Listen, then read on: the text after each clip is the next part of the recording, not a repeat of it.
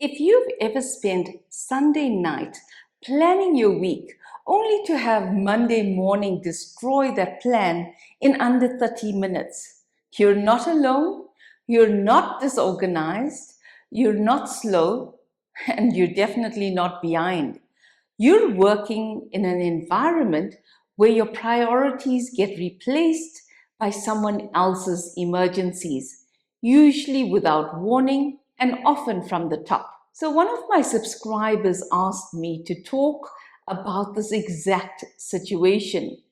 How do I plan my day when last minute urgent requests keep coming from seniors and I never get to my own work? Today we're going to unpack this honestly, practically, and without pretending that you can magically time block your way out of a system that thrives on urgency. The reality of the competent professional. Most people who struggle with this aren't the unorganized ones.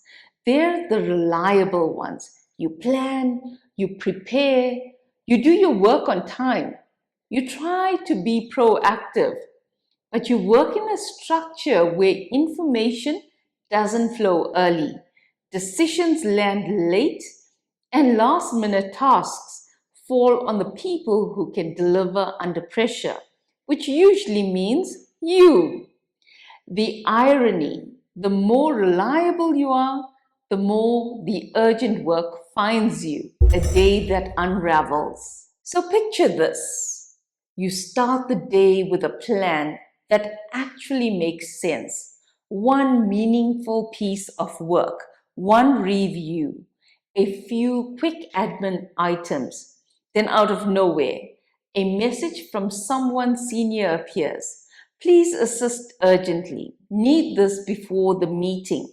There goes your morning. You handle it. You deliver. You hit send. Before you can breathe, another request arrives. Time sensitive, high stakes, unplanned.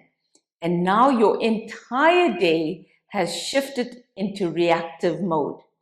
By mid-afternoon, you've solved 3 problems that weren't originally yours, and absolutely none of the work you planned to do has been touched.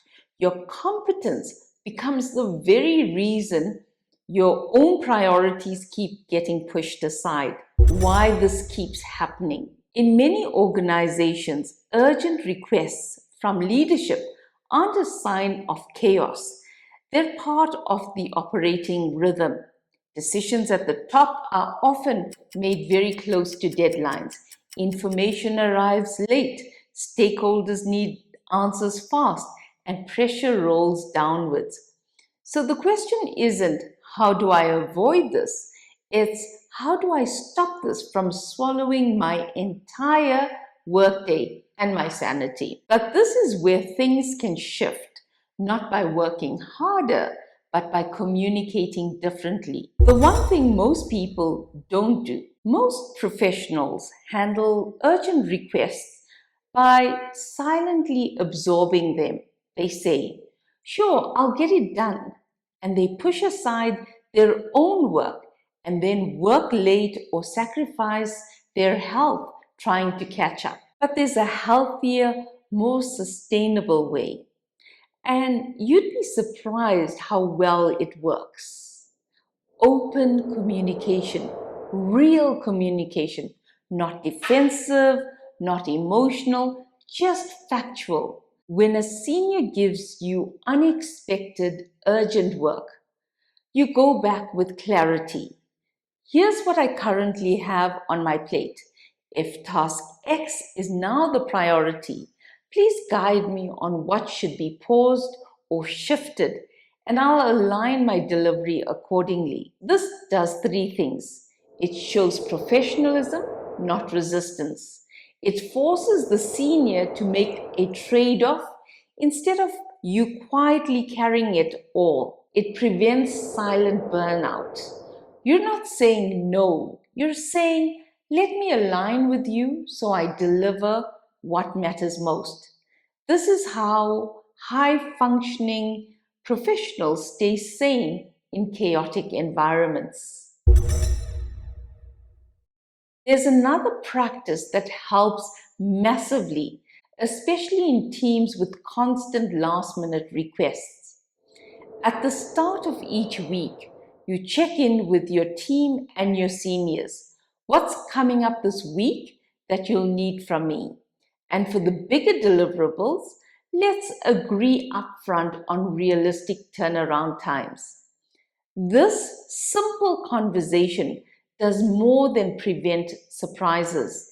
It creates accountability on both sides. Because once timelines are agreed, a last minute request becomes a negotiation, not an automatic derailment of your entire week. And it also helps seniors reflect on the timing of their requests, something they often don't realize unless you bring it up professionally. Many leaders privately admit that their best performing team members burn out first because they just get things done without asking for clarity. Indra Nooyi, former CEO of PepsiCo, talked openly about the chaos of last minute executive requests when she was rising through the company. What changed things for her was learning to communicate clearly about timelines and trade offs. She didn't fight the urgency, she learned to manage expectations around it. And that's the shift that protects high performers from collapsing under unreasonable loads. So, to the subscriber who asked the question, remember this: you're not doing anything wrong. You're not slow. You're not unprepared. You're operating in a system that pushes urgent work downward. And the only sustainable response is communicate openly about priorities, clarify what needs to shift, agree on timelines, and align early in the week. This isn't about being difficult, it's about being responsible to your work, to your team, and yourself.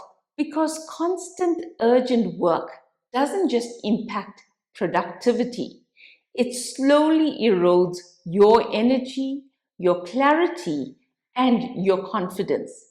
And when you communicate early and clearly, you stop being the person who silently absorbs pressure and you become the person who manages it professionally. Your days won't always go according to plan. Urgent work will still arrive. Leaders will still escalate last minute issues. But with open communication and early alignment, you stop reacting in panic and start responding with clarity. That alone can save you from burnout. You matter, and your work deserves space, not just scraps of leftover time. Thanks for watching.